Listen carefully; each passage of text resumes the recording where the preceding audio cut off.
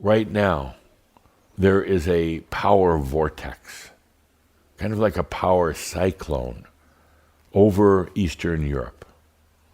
There's the conflict that's going on between Ukraine and Russia and drawing in the rest of the world, but there's much more to it than that. Right now, what you have on the planet is this power cyclone, this power vortex. And what it's doing right now is pulling in all of the power issues of the planet. It's a very, very seductive vortex. And yes, in the headlines, it's about Russia and the Ukraine, but ultimately what it's really about is much more than that. This power vortex that's operating right now in Eastern Europe is literally pulling up old power issues on the planet. Issues that have been buried in the ground for a long, long time. Issues that are in the history books, but never truly resolved. The cyclone is drawing in everybody's attention. It's drawing in those ego and power issues from world leaders. And so many of these world leaders, they've come back in this incarnation. They've come back with power and control and dominance issues that were started in other lifetimes. They've come back now to reassemble their groups, their organizations, the others who were involved in their past life power circles. At the core of this power vortex, at the center of it is fear. At the core of all power is fear. Fear of losing that power. Fear of having others have power over you. So at the core of any power issue, and particularly this power vortex, is a tremendous amount of fear. Power, trying to exert its power, trying to maintain its stronghold on the planet. And power here is not represented by any one person or one country. It is simply power.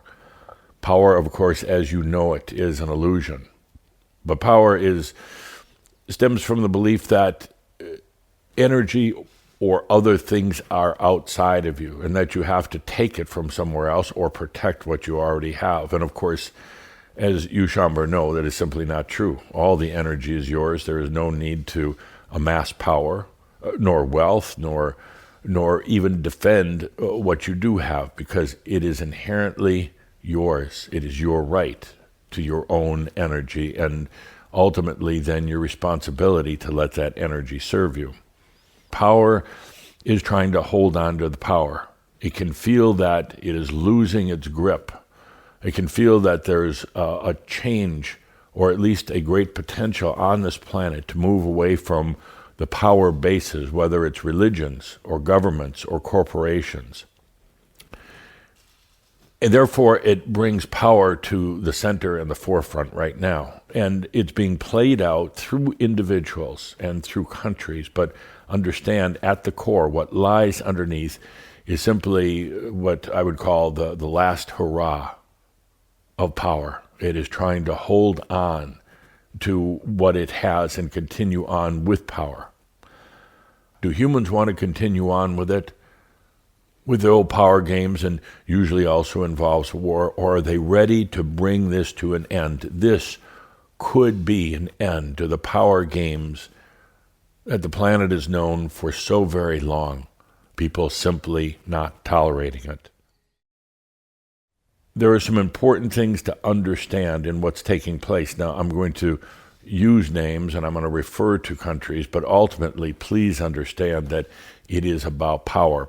I recently talked about President Putin and the fact that he is the reincarnation of Saint Vladimir from Kiev, and that he comes back in this lifetime wanting to regain the sacred site of Kiev and ultimately of Ukraine for the sake of Russia, justifying it by saying that Ukraine is part of Russia. And it's neither here nor there. He has an interesting background. As Saint Vladimir, he was a barbarian and a warrior, thought nothing of murdering hundreds or tens of thousands of people at a time until his conversion to Christianity.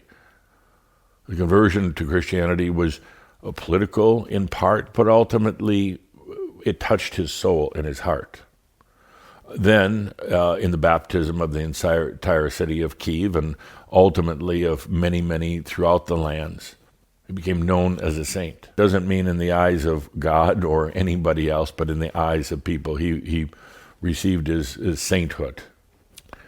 So you have this character. Look at him that way. It's just a character in a big play, playing a big game, unknown even to himself as President Putin. He becomes an international bad guy for much of the world to loathe and to hate, but yet also a reflection of power and abuse and heinous crimes. I would say that he actually took on this role, and whether it's the saint or the barbarian that comes through is yet to be determined, and determined by the amount of non-agenda light that comes through. Not consciously knowing about it, but knowing that it could happen. Could he, as President Putin, with the actions that he's taking right now, and the focus of the world's attention on what's going on, could he actually assist in helping the end of the power games? In other words, if Russia is not successful in overtaking Ukraine, they have to back down, and perhaps even something happens to Putin. The Russians back down and make peace with Ukraine. That sends a message out to the entire world. Perhaps it's time to stop these wars, to stop the aggression, to stop the power plays. So you could say that Putin put himself in that position of becoming the bad guy, or ultimately facilitating the collapse of the old power bases on the planet. And it could go either way. Well, is he sitting in his office right now realizing this? Absolutely not. But at a soul level, he knows that he has put himself in the spotlight. And now it's up to the light and the consciousness of the planet to determine, do we let these power games persist? Does Russia end up overtaking Ukraine and then go on to other countries? Or is there the line in the sand now, based on human consciousness, that we will not tolerate this anymore?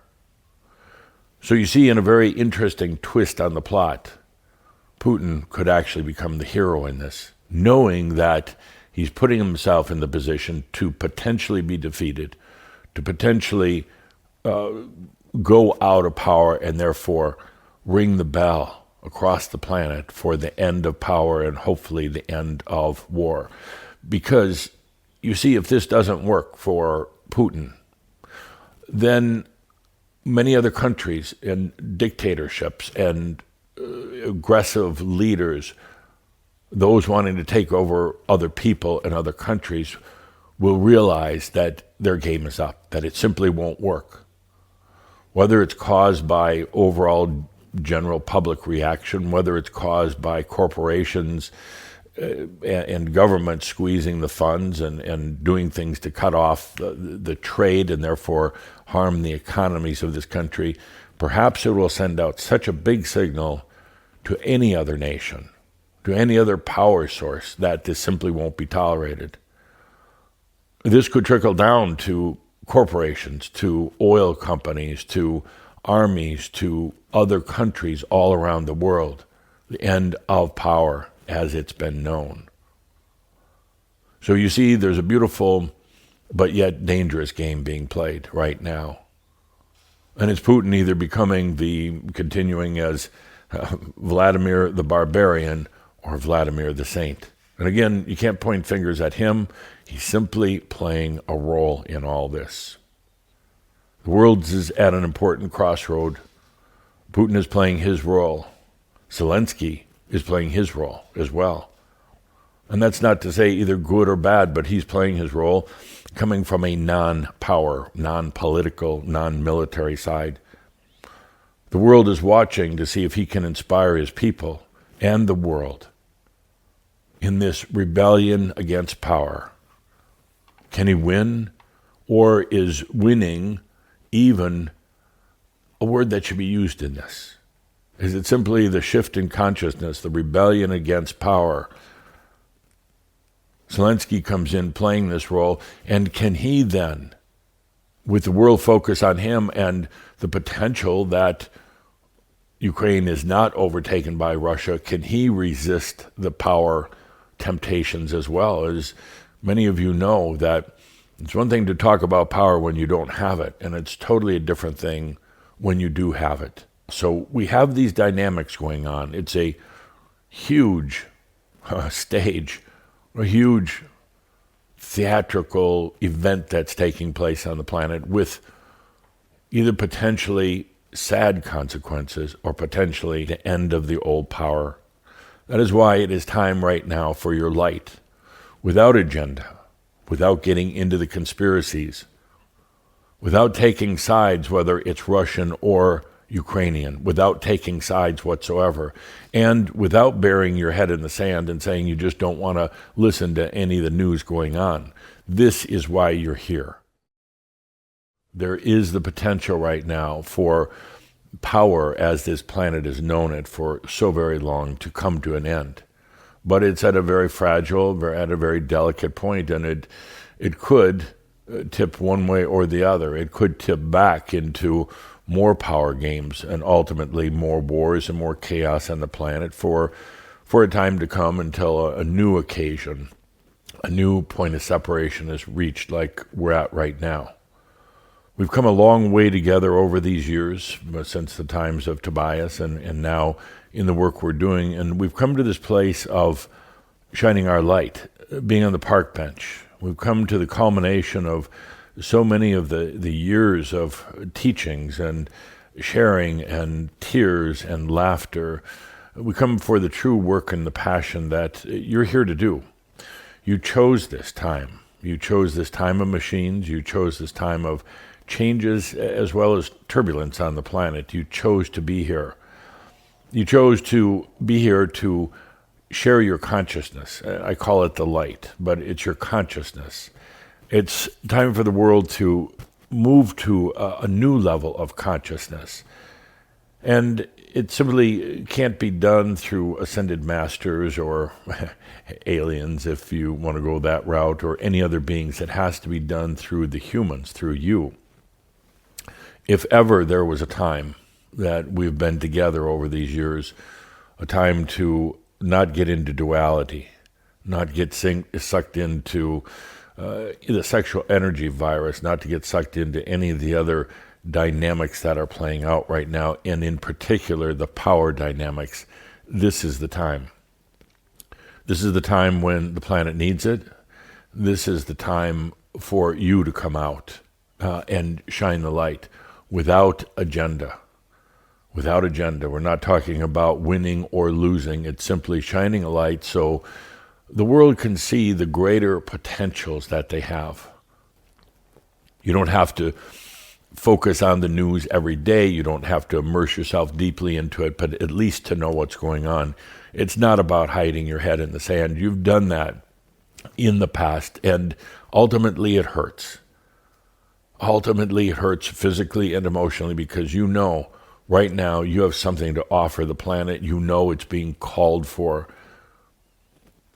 And knowing now that through this conflict, this aggression that's taking place, it's really calling up whether it's time for power to end or not. Do humans want to continue on with it, with the old power games, and usually also involves war, or are they ready to bring this to an end? This could be an end to the power games that the planet has known for so very long. People simply not tolerating it. So no more talk about the conspiracies. No more feeding into one side or the other. No more defending even your own country. I know it's your country, it's where you're born and raised, but you are no longer Russian or Ukrainian or Brazilian or American or English. You are Shambra, and it's time to rise up to the occasion. It's time to be clear about why you're here, and this is the most significant event we've had Since we started benching, this is the time right now to take to your park bench. Take a lot of deep breaths and let your light shine. Not trying to fix anything, not trying to change anything, but simply illuminating pure consciousness onto this planet so others may see the potentials. Those in government, those in businesses, those who have lost loved ones in this conflict, those who are frightened when they go to bed at night, to the young children who simply don't understand what's going on, to all the people who fear the worst of what could happen on this planet. It's time right now to sit on the park bench and radiate your light. This is why you came here. Your light is a gift that this planet needs. Yes, your light. And I know so often you think, well, you barely have enough to manage your own life. I'm barely getting by, but watch what happens when you truly shine your light. You'll realize how much you have and what you have to offer. I call upon all Shaumbra now to take to the park benches and to radiate your consciousness out onto the planet in the midst of this great and hopefully final battle of power.